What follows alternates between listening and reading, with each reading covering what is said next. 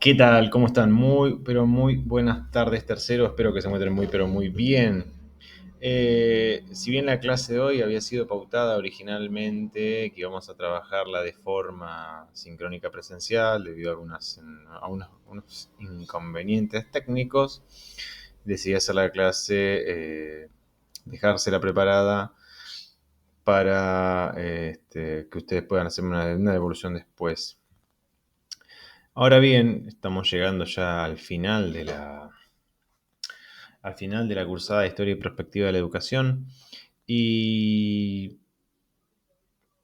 de alguna manera, de alguna forma, ustedes han visto, junto a la profe Sendón, cómo se ha ido construyendo, cómo se ha ido problematizando en torno al proceso de educar, al acto de educar, relacionado con la problematización de la educación y también cómo se han ido construyendo políticas públicas a lo largo de un periodo muy prolongado en la historia argentina, bajo marcos que también son políticos, bajo modelos de desarrollo, muy, muy peculiares. Han visto a lo largo de las clases, imagino cómo se ha ido desarrollando cómo ha sido el devenir de la historia argentina en general. Y en ese devenir histórico lo que también ha ido apareciendo es una forma de pensar la política pública, una manera de pensar la economía y por supuesto una manera de pensar la educación. Eh, Eso se expresa a través de la legislación de diferentes leyes. Eh, Más allá de que explícitamente haya tenido lugar, se haya desarrollado una forma de sistema educativo previamente a la consolidación del Estado-Nación, antes de 1862, e incluso hay una serie de experiencias educativas eh, posteriores inmediatamente al descubrimiento de América. Sin embargo, es importante remarcar el hecho de que eh, este, este proceso que tiene lugar a partir de 1880, en el marco de las presidencias fundacionales, nos empuja a tratar de comprender cómo se va a ir conformando ese sistema educativo tan, eh, tan incipiente, las discusiones que va a haber entre las distintas miradas en torno a la educación. Eh, un poco va a observar un poco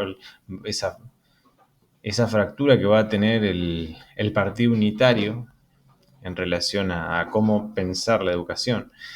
Hay un debate muy interesante que tiene Alberdi con Sarmiento sobre qué significa educar y qué es lo que opinaba cada uno en relación a ello.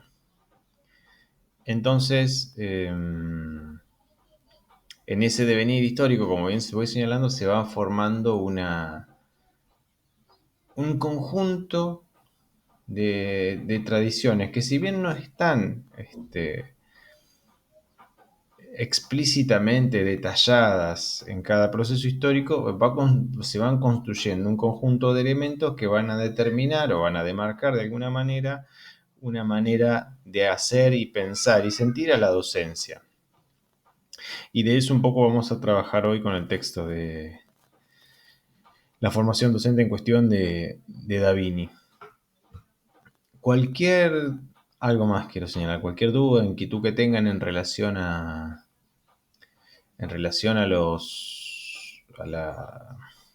trabajo práctico que he preparado, me mandan un mail, me consultan, yo respondo, no hay ningún problema.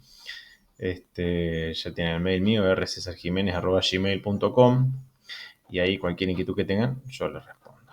Y ahora sí, vamos a la clase. Historia y perspectiva de la educación, tercer año, Villa Gesell, provincia de Buenos Aires. Bueno, nada, yo a cargo del profesor Jiménez. El nombre de la clase tradiciones que subyacen y conviven dentro de la formación docente actual.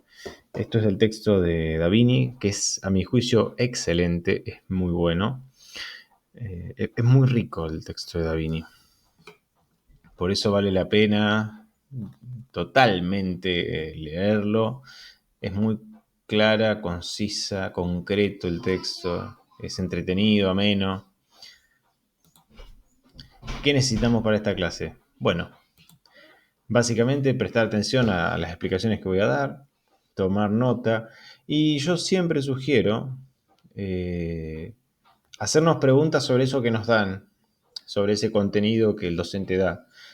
Sea el docente que sea, en este caso soy yo particularmente, soy el profesor Jiménez, pero lo que siempre señalo es, me hago preguntas. ¿Qué tipo de contenido me ofrece el docente? ¿Esto es relevante para mi formación en algo? ¿Qué me puede aportar a mí, a mi proceso, a mi propio proceso formativo? Esas preguntas tienen que hacérselas siempre. Incluso más, uno puede preguntarse, ¿el comportamiento de los docentes dentro de mi formación me aportan algo? ¿Es relevante en algo? Por ejemplo, no sé, llegar temprano, ser detallista, ser preciso, ser metódico, porque también de eso forma parte de la tradición, ¿no? Un poco de eso se retroalimenta la tradición. Por otro lado, siempre también es una cuestión de método, el hecho de establecer relaciones. Siempre hay que hacer un juego entre eso que se ve, entre lo que uno ve en realidad en el aula, cuando escucha a un profesor hablando, y también al mismo tiempo el material bibliográfico que uno tiene a mano, con lo que debe trabajar. Esto también es fundamental tenerlo en cuenta.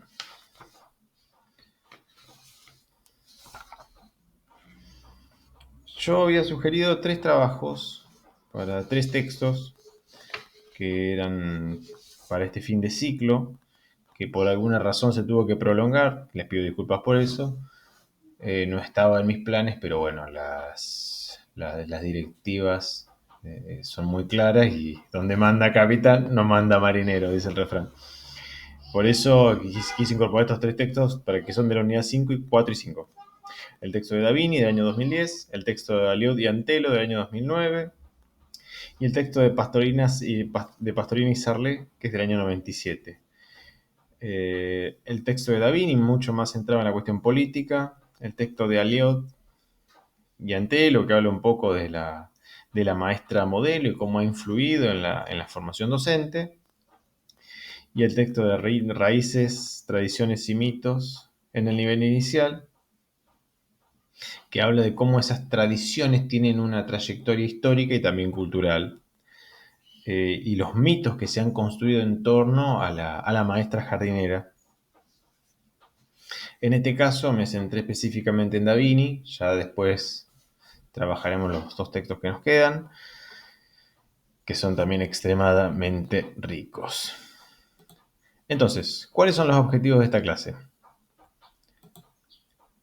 Principalmente que esta información que yo doy, este conocimiento que doy, de alguna manera, de alguna forma, se pueda corroborar a través de la comunicación del estudiante. O sea, la forma de evaluar algo, la manera de evaluar está relacionada con eh, la manera en cómo podemos expresar una idea, si es que queda clara, si es que no queda clara. Entonces eso se vuelve fundamental para dar fe de que aquello que se comunicó a través de una clase más o menos se comprendió. Por otro lado, el segundo objetivo de la clase es puntualizar sobre esas tradiciones y esos paradigmas que subyacen dentro de la formación docente de una manera constante, como que van y vienen, se discuten y se rediscuten varios procesos. ¿Qué vamos a aprender en esta clase?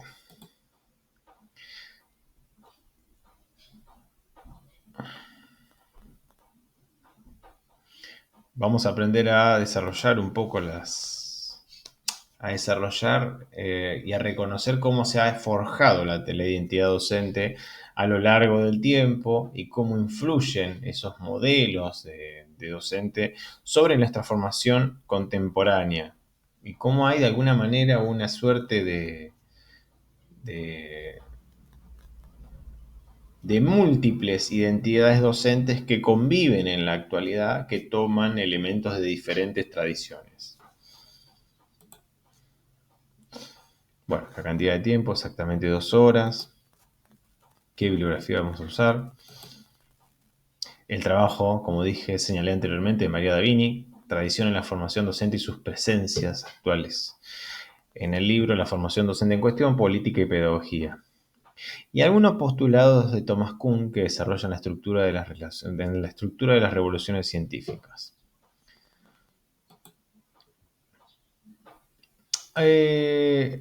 La noción de paradigma, esta idea tan maravillosa que trabaja Thomas Kuhn, mantiene un diálogo constante entre la historia y paradigma. Historia y paradigma. Es un juego que se interrelaciona maravillosamente, ¿no? Pensar la formación docente no solo implica pensar un conjunto de postulados y reflexiones que se llevan dentro del aula, sino también ideas, representaciones, prácticas. Por eso el concepto de prácticas en un periodo histórico determinado. Por eso la idea de Kuhn es revolucionaria, porque permite entender cómo en un periodo histórico determinado, ahí existe la emergencia de una serie particular de problemas, ¿no? De problemas en torno a un conocimiento. Ese conocimiento, una vez que logra resolver de alguna forma esos problemas, da paso a una nueva forma de pensar y de pensarse. Esa resolución, la resolución de esos problemas, con técnicas específicas, con metodologías específicas, una vez que son resueltas, se vuelven inútiles y por ello es necesario de manera permanente repensar las metodologías de trabajo y el conjunto de técnicas para aproximarnos al objeto de estudio. De ahí la idea de Kuhn, de ahí la idea de paradigma de Kuhn. Como señalaba anteriormente, cada momento histórico está dominado por un conjunto de problemáticas muy específicas, bajo un paraguas científico también igual de singular, y que cuando esos problemas son resueltos de alguna forma, son trascendidos por el movimiento de la ciencia, los postulados que se habían construido hasta ese momento como válidos son rotos y dan paso a la creación de nuevos conceptos, de nuevas categorías, de nuevos criterios de definición. Y entonces el paradigma anterior, que hasta ese momento dominaba sobre alguna dimensión específica de la ciencia, es roto y pasa a ser reemplazado por otro. Y acá viene el ejemplo de Einstein, cuando él instaura la teoría de la relatividad, cuando él escribe sobre este postulado, de alguna manera las ideas de una idea de la física newtoniana más cuadrada, más mecánica, es reemplazado por esto. Entonces decíamos, tomamos el ejemplo de quien es de Albert Einstein, que su paradigma, la teoría de la relatividad, reemplaza de alguna manera el esquema mecánico que había propuesto Sir Isaac Newton en el siglo XVIII, parte del siglo XIX. Entonces la ciencia de alguna forma se basa en los cambios, en las rupturas y en las continuidades, como bien lo señala Foucault. En el trabajo de Davini un poco se ve eso, porque a lo largo del tiempo que es el tiempo político argentino, y la manera en cómo se piensa la educación está atravesada por rupturas y continuidades. La idea de ruptura y continuidad es una idea de Michel Foucault y es maravillosa porque nos permite dar cuenta de la no linealidad de los procesos, de esos procesos históricos y también de los procesos educativos, ¿no? Esto también se puede ver en cómo se discute y se piensa y se siente el acto de educar. Yo creo que Davini es muy claro en ese aspecto porque lo puede describir de una manera muy taxativa. Como decíamos anteriormente, una idea es reemplazada por otra, una idea dominante de la época es reemplazada por otro conjunto de ideas que propone Albert Einstein y da paso a una ruptura revolucionaria, por decirlo de alguna forma. Entonces genera nuevas teorías, nuevos objetos de estudio, nuevas investigaciones, nuevos criterios. Con las ciencias sociales va a pasar lo mismo, si bien las ciencias sociales tienen un grave problema metodológico, porque es difícil, eh, es difícil la construcción de la objetividad pura dentro del campo de las ciencias sociales por la razón clara de que somos sujetos que estamos atravesados por una subjetividad propia, por eso no sé, es imposible ver los hechos de forma pura, estamos siempre atravesados por discursos, relatos, tradiciones que de alguna manera condicionan nuestros ojos sobre la realidad contemporánea, por eso se vuelve imposible la objetividad. Entonces señalábamos que procesos históricos acompañan discursos, esos discursos van acompañados de intereses, también por supuesto, no podemos negar esto, detrás de cada discurso político, detrás de cada discurso, cada forma que adopta el lenguaje sobre un tema está revestido de poder, o intenta revestirse de poder. Y, ¿Por qué? Porque la meta final del discurso es producir verdad. Esto también lo dice Foucault, a quien recomiendo leer. Todos los discursos, de alguna forma, intentan producir verdad. Y esa producción de verdad es necesaria para gobernar, en este caso para posicionarse como la válida frente a los problemas que tienen enfrente.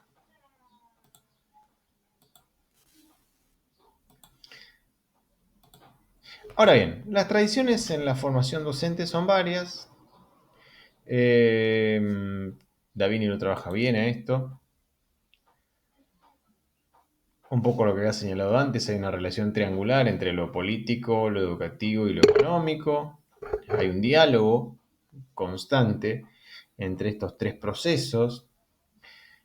Ustedes comprenderán por qué, justamente porque el proceso económico está intervenido por el proceso político, como también lo está intervenido por el proceso educativo. No se educa en el vacío, sino que se educa con un sentido. Si, por ejemplo, nosotros miramos qué ocurre en la década del 90 en relación a la educación, al ciclo básico y a la educación secundaria en general, podemos ver en la provincia de Buenos Aires cómo hay una transformación a través de lo que fue la ley federal del año 93 para flexibilizar de alguna forma el sistema educativo. ¿Y esto por qué? Porque está en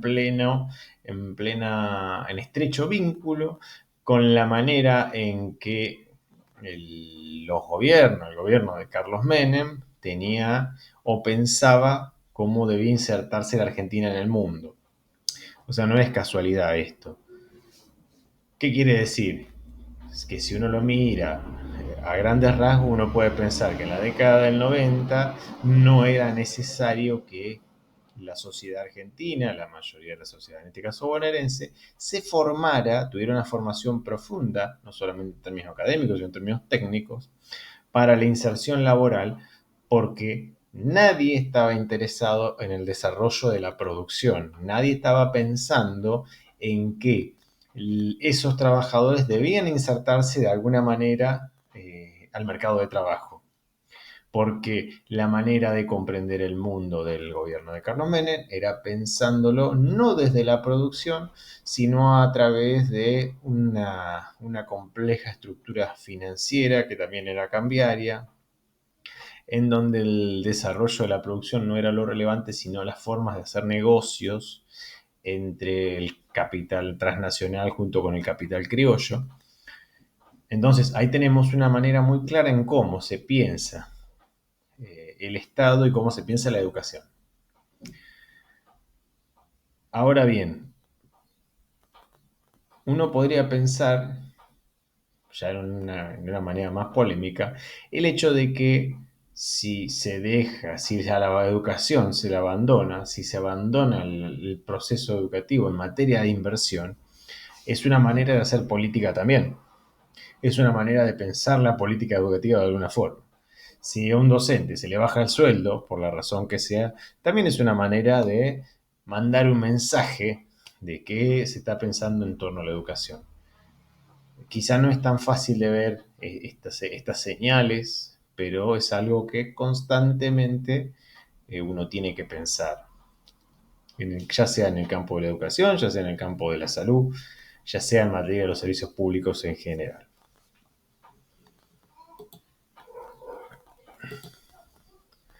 Ahora bien, la autora, volviendo a Davini, define a las tradiciones en las formaciones de los docentes como a configuraciones de pensamiento y acción que, construidas históricamente, se mantienen a lo largo del tiempo, como prácticas institucionalizadas que están incorporadas a las prácticas y a la conciencia de los sujetos.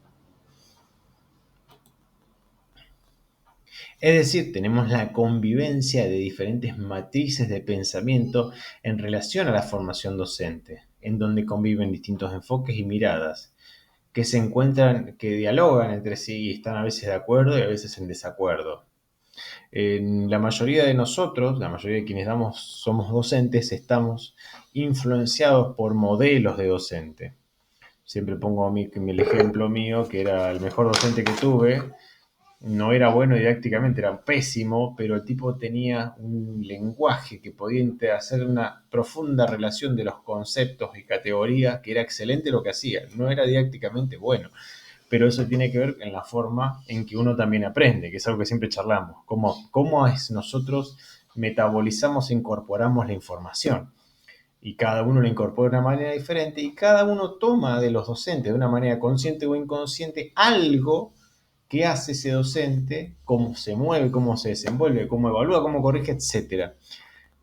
Y esos docentes a su vez están atravesados también por influencias. Obviamente somos la suma de influencias dentro de influencias.